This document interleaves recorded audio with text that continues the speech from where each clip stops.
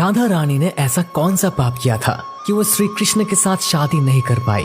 क्या आप जानते हैं कि राधा ने मृत्यु के समय कृष्ण से क्या मांगा था? और कृष्ण ने अपनी जान से भी प्यारी बांसुरी किसकी वजह से और क्यों तोड़ दी थी? साथ ही श्री कृष्ण राधा को छोड़कर चले गए, उसके पीछे क्या कारण था? इन सब सवालों के जवाब आज हम देने वाले हैं, इसलिए वीडियो अंत तक जरूर देखें। दोस्तों, कहा जाता है कि राधा जन्म से अंधी थी और स्वर्ग लोक से ये वचन लेकर ही पृथ्वी लोक आई थी कि जब श्री कृष्ण की प्रथम दृष्टि उन पर पड़ेगी तभी वो संपूर्ण जगत को देखेंगी, अन्यथा नहीं। तो देखा आपने कैसे शुरुआत से ही दोनों एक दूसरे से जुड़े रहे हैं। बचपन से ही कृष्ण अपनी लीलाओं और बांसुरी की मधुर धुन से पूरे बरसाना वासियों का मन मोहित करते रहते हैं। राधा और कृष्ण तो 8 साल की उम्र से ही अपने प्रेम का आनंद लेने लगे थे। श्री कृष्ण को अपने जीवन में राधा और बांसुरी दो ही सबसे प्रिय थे, जो आपस में एक दूसरे से गहराई से जुड़े थे। जब भी श्री कृष्ण बांसुरी बजाते, राधा उनके पास दौड़ी चली आती और घंटों बांसुरी की धुन में मग्न रहती, जो उनके प्रेम को और बढ़ाता गया। वो यमुना नदी के तट पर बैठकर घंटों समय व्यतीत करते थे, पर उनका ये सुखद समय कुछ ही वर्षों का था, क्योंकि जैसे कृष्ण के मामा कंस को उनके वृंदावन में होने का पता चला, उसने तुरंत ही कृष्ण को मथुरा में युद्ध का निमंत्रण दे दिया, जिसके लिए कृष्ण को अपनी यशोदा माँ और पूरे गांव के साथ राधा को भी छोड़कर जाना था। कृष्ण और राधा दोनों को पहले से पता था कि कृष्ण अब वृंदावन वापस कभी नहीं आ पाएंगे और बहुत समय तक एक दूसरे से मिल भी नहीं पाएंगे। तो इसलिए मथुरा जाने से पहले राधा ने कृष्ण से 2 वचन लिए। पहला वचन था कि कृष्ण के हृदय में हमेशा केवल राधा का वास रहेगा, और दूसरे वचन के अनुसार मृत्यु से पहले उन्हें कान्हा के दर्शन होंगे। परंतु इन वचनों को देने के बाद श्री कृष्ण को पता था कि राधा उनके विरह में बहुत विलाप करेंगी, तो राधा हमेशा खुश रहे, इसके लिए श्री कृष्ण ने भी राधा से वचन लिया कि राधा को कृष्ण की याद में अब एक भी अश्रु नहीं बहाना होगा। ये वचन लेने के बाद श्री कृष्ण मथुरा की ओर बढ़ जाते हैं और राधा वृंदावन में ही रह जाती है, जिसके बाद से राधा का वर्णन बहुत कम ही मिलता है। इसके बाद कृष्ण ने मथुरा जाकर कंस का वध किया और अपने माता पिता देवकी वासुदेव को मुक्त कराया, और फिर उन्होंने मथुरा से आगे बढ़कर प्रजा की रक्षा के लिए द्वारका नगरी की स्थापना की, जिसके बाद से उन्हें द्वारकाधीश कहा गया। कृष्ण द्वारका में रुक्मिणी और सत्यभामा से भी विवाह करते हैं। साथ ही इनके अलावा भी कृष्ण की 16,108 रानियां थी, जिनमें से रुक्मिणी कृष्ण की सबसे प्रिय पत्नी थी। कृष्ण से विवाह के लिए वो अपने भाई रुक्मी के विरुद्ध में चली गई थी। वो प्रेम पत्र के माध्यम से कृष्ण को बुलाकर उसके साथ भाग गई थी। फिर उन्होंने कृष्ण के साथ द्वारका नगरी में सुखपूर्वक अपना जीवन व्यतीत किया और कृष्ण भी अपने दैवीय कार्यों में लीन हो गए। दोस्तों, आजकल तो हम भौतिक विवाह को ही सच्चे प्रेम का माध्यम मानते हैं, पर राधा और कृष्ण तो एक ऐसी मिसाल है जिन्होंने तो कभी विवाह ही नहीं किया, केवल अपने मन और हृदय से एक दूसरे को प्रेम किया और उसी सच्चे प्रेम से एक दूसरे से हमेशा बंधे रहे। दोस्तों, राधा और कृष्ण के प्रेम की बहुत सी अलग अलग कथाएं हैं, और उनमें से एक प्रचलित कहानी ये है कि श्री कृष्ण कभी कभी सोते ही राधे श्री राधे बोल पड़ते थे, जो श्री कृष्ण की रानियों को अच्छा नहीं लगता था।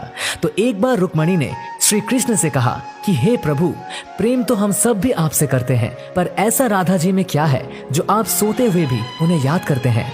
तो कृष्ण बोले, तुम एक बार राधा से मिलाओ, फिर तुम्हें खुद ही पता चल जाएगा, और उनके लिए कुछ लेते हुए भी जाना। जिसके बाद रुक्मिणी राधा जी के लिए बहुत गर्म दूध ले जाती है और राधा के महल के द्वार पर पहुंचती है, जहां वो तेज और ऊर्जवान स्त्री को खड़ा देखती है। तो उनसे पूछती है कि क्या आप ही राधा हो? तो वो कहती है, नहीं, मैं राधा नहीं, उनकी सेविका हूँ। राधा रानी तो 7 द्वार के अंदर मिलेगी। तो रुक्मिणी जी 1-2 करके ऐसे सभी द्वारों को पार करती जाती है। दोस्तों, जब वो राधा रानी के कक्ष में पहुंचती है तो उन्हें पता चलता है कि राधा कई रातों से कृष्ण नाम जपते हुए जागती रही है और अभी ही उन्हें निंद्रा आई है। रुक्मिणी कृष्ण से मिलने की बात उनकी सखियों से कहती है, तो उतने में ही राधा उठ जाती है और कहती है कि कृष्ण ने आज मुझसे मिलने के लिए किसी को भेजा है। रुक्मिणी आश्चर्यचकित हो जाती है। केवल कृष्ण जी का नाम लेने से राधा जागृत हो गई और उन्हीं के बारे में पूछने लगी। इतना ही नहीं, जब राधा को पता चला कि कृष्ण ने उनके लिए प्रसाद भेजा है, तो वो बिना कुछ सोचे रुक्मिणी से वो गर्म दूध लेके पी जाती है, जिसे देखकर रुक्मिणी हैरान हो जाती है। फिर वो राधा जी से बातें कर वापस आ जाती है। ये सब हो जाने के बाद जब रात्रि के समय रुक्मिणी श्री कृष्ण के पैर दबाती है तो देखती है कि उनके पैरों में छाले पड़े हुए हैं, जिसे देखकर वो हैरान रह जाती है और पूछती है कि प्रभु, आप कहाँ पैदल गए थे जो आपके पैरों में छाले पड़ गए? तो श्री कृष्ण बोले, आपने गलती से राधा जी को गर्म दूध पिलाया था जो राधा एक ही बार में पी गई थी, जिससे उनके हृदय में छाले पड़ गए हैं और उनके हृदय में हमेशा मेरे चरण कमल विराजमान रहते हैं, जिससे मेरे पैरों में भी छाले पड़ गए। तो फिर रुक्मिणी को राधा और कृष्ण के प्रेम की पराकाष्ठा का पता चलता है कि प्रेम शरीर से नहीं आत्मा से होता है, जो हमेशा राधा के हृदय में कृष्ण के चरण कमल के रूप में विराजमान रहता है। एक कथा में आता है कि ब्रह्मा जी ने पृथ्वी लोक आकर वृंदावन में पहले राधा और कृष्ण का विवाह करवाया था, पर इसके बारे में ज्यादा जानकारी नहीं है। अब राधा जी वृंदावन में कृष्ण की भक्ति के साथ अपना जीवन व्यतीत करने लगती है और कहा जाता है कि यादव पुत्र अभिमन्यु या आयन से उनका विवाह भी हो जाता है। पर अभिमन्यु को महर्षि दहीची का श्राप था कि अगर वो राधा को छुएगा तो भस्म हो जाएगा। इस प्रकार राधा विवाह के पश्चात भी कृष्ण से स्वतंत्रता पूर्वक जुड़ी रहती है। बहुत वर्षों बाद जब राधा अपना वैवाहिक जीवन बहुत अच्छे से निभा लेती है, वो समस्त जिम्मेदारियों से मुक्त हो जाती है, तो फिर वो कृष्ण के पास द्वारका आती है। द्वारका पहुंचने के पश्चात राधा और कृष्ण आपस में मौन रहते हुए मन की अभिव्यक्तियों से घंटों एक दूसरे से बातें करते रहे। कृष्ण के अलावा द्वारका में राधा को कोई पहचान भी नहीं पाया।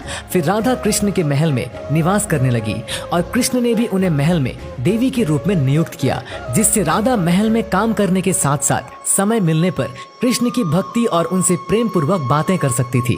परंतु कृष्ण तो अब अपने राजपाट एवं अन्य कार्यों में व्यस्त रहते थे। दूसरी ओर राधा अपने पुराने कृष्ण को ही याद करती थी, तो कृष्ण का पुराने दिनों जैसा साथ ना पाकर राधा का मन और अधिक व्याकुल रहने लगा और उन्हें डर सताने लगा कि कृष्ण की जो मनोहर छवि उनके हृदय में है वो कहीं धूमिल न हो जाए। इसी डर से राधा ने चुपचाप तरीके से राजभवन और द्वारका नगरी भी छोड़ दी। जिसके बाद ऐसे ही कुछ समय और बिताने के बाद जब राधा का अंतिम समय पास आने लगा, तब उन्होंने कृष्ण का स्मरण कर उन्हें अपने वचन की याद दिलाई। राधा के स्मरण करते ही कृष्ण वहां दौड़े दौड़े चले आए, परंतु राधा की अत्यंत दयनीय स्थिति देखकर वो अत्यधिक भावुक हो गए और उन्होंने राधा से अंतिम समय में कुछ मांगने को कहा, जिस पर राधा ने उनके सामने एक ही इच्छा प्रकट की थी कि वो अपने जीवन के अंतिम क्षणों में कृष्ण का वही रूप देखना चाहती है जैसा वो वृंदावन में देखा करती थी। वो उन्हें वही बांसुरी की मीठी धुन बजाते हुए सुनना चाहती है। दोस्तों, राधा का बस इतना कहना था कि कृष्ण ने अपनी बांसुरी उठाई और वही मीठी धुन बजाने लगे और बांसुरी बजाते हुए कृष्ण और उनकी धुन सुनती राधा दोनों की ही आंखों से प्रेम के आंसुओं की धारा बह रही थी। इतना ही नहीं, बांसुरी की मीठी धुन सुनते सुनते ही माता राधा ने उनके सामने प्राण त्याग दिए, जिसके बाद उनकी मृत्यु से कृष्ण इतने विचलित हो गए थे कि उन्होंने अपनी प्रिय बांसुरी को वहीं तोड़कर फेंक दिया था। तो ऐसे राधा के मृत्यु के साथ ही कृष्ण ने बांसुरी से भी हमेशा के लिए मुख मोड़ लिया, क्योंकि बांसुरी और राधा का एक अद्भुत रिश्ता था। इसलिए राधा की मृत्यु के पश्चात कृष्ण ने अपने शेष जीवन में बांसुरी तो क्या, किसी अन्य वाद्य यंत्र को हाथ भी नहीं लगाया। तो दोस्तों, आपको ये वीडियो कैसा लगा हमें नीचे कमेंट करके जरूर बताइएगा, और अगर आपको ये वीडियो अच्छा लगा हो तो इसे लाइक करिएगा, शेयर करिएगा ज्यादा से ज्यादा लोगों तक, और ऐसे ही और भी धार्मिक वीडियो को फेसबुक पर देखने के लिए हमारे पेज को आज ही फॉलो करें। धन्यवाद।